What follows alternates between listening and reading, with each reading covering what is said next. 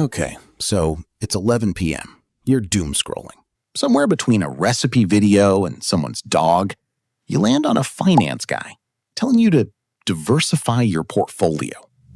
Sure, cool advice, except he never tells you diversify into what? Index funds, mutual funds, ETFs, hedge funds. 4 words, they all kind of sound the same. Some guy says them with full confidence, and you just nod, like you know. You don't know. It's fine. Nobody does it first. So that's what this video's for. 8 minutes. By the end, you'll actually know what each of these is, how they're different from each other, and honestly, which one might be the wrong move for you specifically. No jargon. I'm not going to casually drop expense ratio and act like that's a normal sentence. We're keeping this plain. Let's start with the one everyone name drops and almost nobody can actually explain if you ask them directly. All right, index funds. This is the one. If you've heard any financial advice ever in your entire life, you've heard just put it in an index fund. It's basically the default answer everyone gives, even people who don't really know why. So what actually is it? An index fund is just a big basket that holds a little bit of a whole bunch of companies at once. Not one stock, not 10, sometimes hundreds, sometimes the entire stock market, basically. Okay, here's the simplest way to think about it. Imagine instead of picking one restaurant in your city and betting your whole night on it being good, you just bought a tiny plate from every single restaurant in the city at once. Some plates are amazing. Some are mid. A couple are genuinely bad. But on average, across all of them, you're eating pretty well. And you didn't have to know which restaurant was going to be good beforehand. That's an index fund. You're not betting on one company. You're taking a tiny bite of all of them. And here's the part people don't expect. Nobody's actively picking which companies go in there. There's no genius fund manager staring at screens deciding this one, not that one. It's automatic. It just copies a list. The S&P 500 index fund literally just owns the same 500 companies that are already on the S&P 500 list. That's it. That's the whole strategy. Which sounds boring. And it is boring. But boring's kind of the whole point. Because since nobody's actively managing it, it's also really cheap to own. And over long periods, 10 years, 20 years, this boring, do-nothing, copy-the-list approach has actually beaten most people who are trying to be clever and pick winners themselves. So the pitch for index funds is basically stop trying to be smart. Just own a little bit of everything, pay almost nothing to do it, and let time do the work. Next up, the one that sounds identical to this, but is actually running a completely different game behind the scenes. Okay, so mutual funds.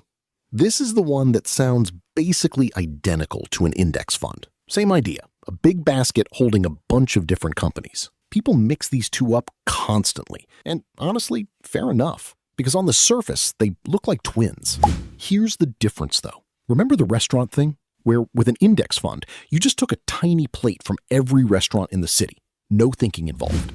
A mutual fund is different. With a mutual fund, you're hiring a guy, a food critic, and you're paying him to go around the city, taste everything himself, and pick out only the restaurants he personally thinks are going to be great. Then, you only get plates from his picks. So there's an actual person, a fund manager, sitting there, actively deciding which companies go in the basket and which ones don't. He's trying to outsmart the market, trying to beat it by picking winners ahead of time instead of just owning everything. Sounds better, right? Like, obviously a professional picking good stuff beats just randomly owning everything.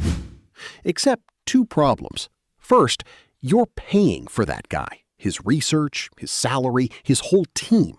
That cost comes out of your money every single year, whether he does well or not. Second, and this is the part that actually matters, most of these guys, most of the time, don't actually beat the boring index fund. Not because they're bad at their job. It's just really, really hard to consistently outguess an entire market year after year, decade after decade.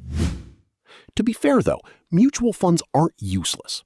Sometimes you actually want a human making decisions, like when a market's harder to just blindly copy, or you want someone actively managing risk during a crash instead of just riding it down with everyone else. That's the actual selling point. That's mutual funds. Same basket idea, just with a highly paid chef standing in the middle of it. All right. ETFs. This one's basically an index fund wearing a disguise.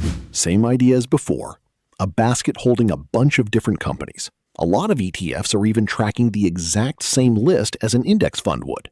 So what's actually different? Not what's inside the basket, it's how you're allowed to grab it. An index fund is like a shop that only opens for 1 minute a day. Everyone who wants in has to buy at that one price, no matter what. An ETF is just open all day. You can walk in and buy anytime, and the price keeps changing while the market's open, same as a regular stock. That's really the core difference. Same basket, just handed to you in a way you can buy or sell anytime you want, instead of waiting for one fixed moment. There's also a small perk. ETFs tend to be a bit more tax efficient than mutual funds in a lot of cases. Not the most exciting sentence, but your future self cashing out will appreciate it. So if index funds are the reliable do-nothing basket, ETFs are that same basket, just in a more convenient package. Okay, hedge funds. This is the one that sounds the most mysterious, and honestly, that's kind of on purpose. Everything we've talked about so far, index funds, mutual funds, ETFs, anyone can walk in and buy those. You, me, your uncle, doesn't matter. Hedge funds aren't like that. They're not really available to regular people at all. You usually need to already be rich, or be an institution, just to get in the door. So what are they actually doing in there? Basically, anything they want. That's the real answer. A mutual fund manager has rules. He can only buy certain things, take on so much risk, follow a bunch of restrictions. A hedge fund manager doesn't really have those handcuffs. He can bet that a stock's going to go up, or bet that it's going to go down. He can use borrowed money to make his bets bigger. He can get into things regular funds aren't even allowed to touch. Think of it like this. Mutual funds and index funds are playing the game by the normal rules, on the normal field. A hedge fund is playing on its own field, with its own rules, and honestly, sometimes its own referee. Now here's the catch. Because they can do basically anything, they can make enormous returns in a good year. But that same freedom means they can also lose enormous amounts just as fast. And on top of that, they charge a lot, like a real lot. It's common for hedge funds to take a cut of your money every year just for managing it, and then take a chunk of the profits on top of that too. So the honest version is, hedge funds aren't really built for regular people trying to grow their savings. They're a high-risk, high-cost, exclusive game, mostly for people who already have enough money that losing some of it isn't the end of the world. So, real quick, here's the whole thing in one breath. Index funds, you own a little bit of everything. Nobody's picking winners, dirt cheap.